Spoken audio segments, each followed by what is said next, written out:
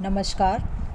आज के इस व्याख्यान में हम एमए उत्तरार्ध के चतुर्थ प्रश्न पत्र विशिष्ट साहित्यकार में प्रेमचंद जी के उपन्यास कर्मभूमि में गांधीवादी विचारधारा या दर्शन के प्रभाव पर अध्ययन करेंगे।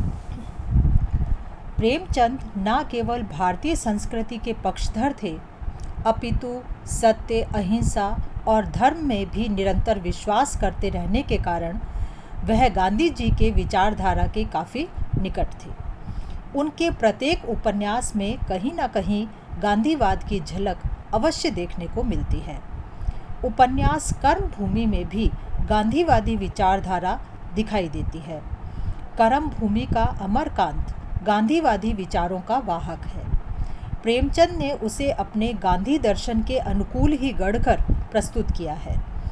जिस प्रकार प्रेमचंद रक्तपात, हिंसा और मारकाट के विरुद्ध थे और अहिंसात्मक ढंग से सभी समस्याओं का निपटारा करना चाहते थे, वैसे ही अमरकांत भी करना चाहता है। अमरकांत का यह कथन, जो प्रेमचंद के गांधीवादी विचारों का पोषक है, कहते हैं, वह मानता था कि संसार में पशु बल का प्रभुत्व है, किंतु पशु बल को भी न्याय बल की शरण लेनी पड़ती है। आज बलवान से बलवान राष्ट्र में भी यह साहस नहीं है कि वह किसी निर्बल राष्ट्र पर खुल्लम खुल्ला यह कहकर हमला करे कि हम तुम्हारे ऊपर राज करना चाहते हैं, इसलिए हमारे अधीन हो जाओ। उसे अपने पक्ष को न्याय संगत दिखाने के लिए कोई ना कोई बहाना तलाश करना पड़ता है। कर्मभूमि में स्पष्टतः गांधीवादी विचारधारा प्रेम, सद्भाव, अहिंसा द्वारा शासकों से शासन प्राप्त करने की भावना बोल रही है।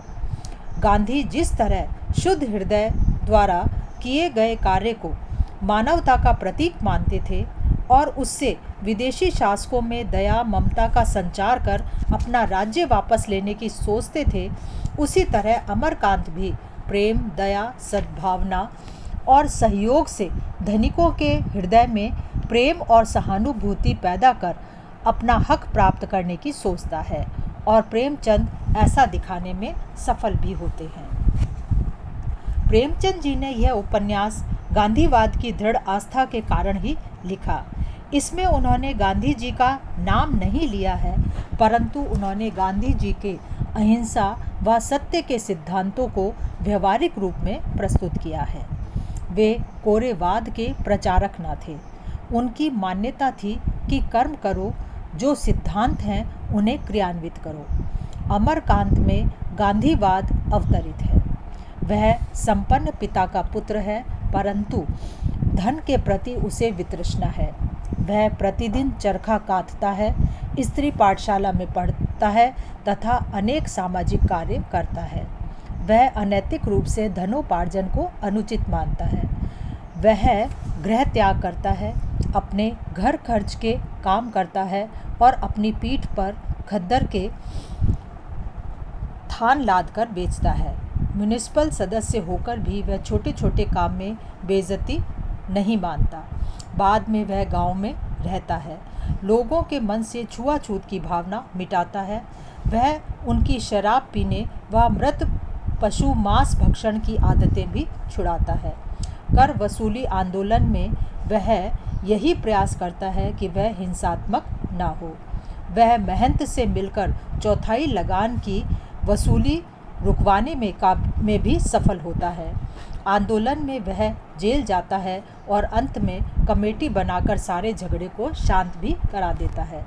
वे सारे कार्य गांधीवादी आस्था के कारण ही कर पाता है।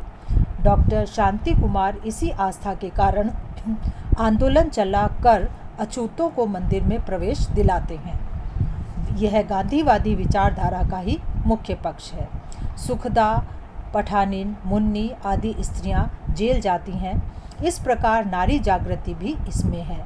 अतः कह सकते हैं कि गांधीवादी विचारधारा की व्याख्या यह उपन्यास ना होकर इसमें क्रियात्मक गांधीवादी रूप प्रदर्शित किया गया है। धन्यवाद।